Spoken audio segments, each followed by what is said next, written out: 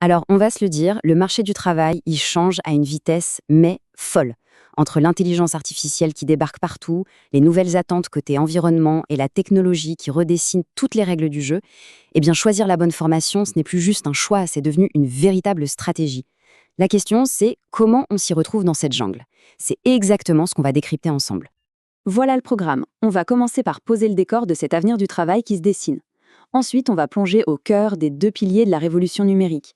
Puis, on verra comment les grands défis de notre société sont en train de créer des carrières qui ont vraiment du sens. On parlera aussi de l'art de capter l'attention, c'est crucial aujourd'hui. Et on terminera avec quelques clés pour aider chacun à trouver son chemin. Bon, rentrons dans le vif du sujet. Le monde du travail, tel qu'on le connaissait, il est en pleine mutation. Ça bouge à un rythme effréné.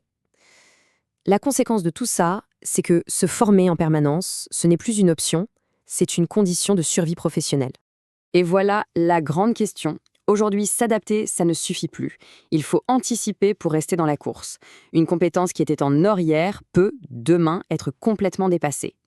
L'enjeu, ce n'est pas simplement de trouver un job maintenant, c'est de parier sur les compétences qui vont construire le monde de demain. En fait, il y a 3 grands moteurs derrière tout ça. La technologie, l'intelligence artificielle et bien sûr les enjeux écologiques. Ces 3 forces sont les véritables architectes du nouveau marché du travail. Elles ne font pas que créer des métiers qui n'existaient pas, elles transforment en profondeur ceux qui existent déjà et ça demande de nouvelles compétences partout, dans absolument toutes les industries. Passons maintenant au cœur du réacteur. Il y a 2 domaines qui forment en quelque sorte la colonne vertébrale de l'économie numérique d'aujourd'hui. Les maîtriser, c'est s'assurer une place de choix dans le futur du travail, c'est certain. Et en numéro 1, sans grande surprise, on retrouve l'intelligence artificielle et la science des données. Ce qui relevait de la science-fiction il y a quelques années à peine est aujourd'hui au centre de la stratégie de n'importe quelle entreprise qui veut réussir. Alors, pourquoi un tel boom ? C'est assez simple en fait. Toutes les entreprises sont à la recherche, parfois désespérées, de profils qui savent faire parler la donnée pour prendre de meilleures décisions. Le point crucial, c'est que ces compétences sont devenues le nerf de la guerre pour innover et rester compétitif, peu importe le secteur. Et cette demande folle, elle se reflète directement sur la fiche de paye. Ce tableau, il parle de lui-même. Les perspectives de carrière sont exceptionnelles. On commence déjà à des niveaux très confortables, mais ce sont les postes seniors qui font exploser les compteurs. On parle de salaires qui dépassent les 120 000 € par an. C'est tout simplement l'un des domaines les plus rentables du moment. On enchaîne avec le numéro 2, qui est en quelque sorte le garde du corps de notre monde numérique, la cybersécurité. S'il y a, c'est le moteur, eh bien la cybersécurité, c'est l'armure. L'un ne va pas sans l'autre. Ce graphique illustre parfaitement pourquoi le besoin est si urgent. Si on regarde bien, d'un côté, la première barre, c'est la croissance exponentielle des cyberattaques. De l'autre, la numérisation massive de toute l'économie. Et par-dessus ça, des réglementations de plus en plus strictes. Ce cocktail rend les experts en cybersécurité absolument indispensables. Et là aussi, les opportunités sont aussi variées que bien payées. Ça va du pentester, le fameux hacker éthique qui vient tester les failles d'un système, à l'architecte de sécurité qui conçoit toutes les défenses. Et regardez un peu le tarif pour les consultants indépendants, jusqu'à 1 200 € par jour. Ça donne une idée très claire de la valeur de cette expertise sur le marché. Allez, on quitte un peu le monde du pur code pour s'intéresser à des domaines qui sont portés par des transformations très profondes de notre société. Là, on va parler de carrières qui répondent à des enjeux majeurs, comme le changement climatique ou la santé publique. Des carrières qui ont un impact direct. Et en 3e position, on a un secteur qui est littéralement en train d'exploser, la transition énergétique. Face à l'urgence climatique, toute l'économie doit se réinventer.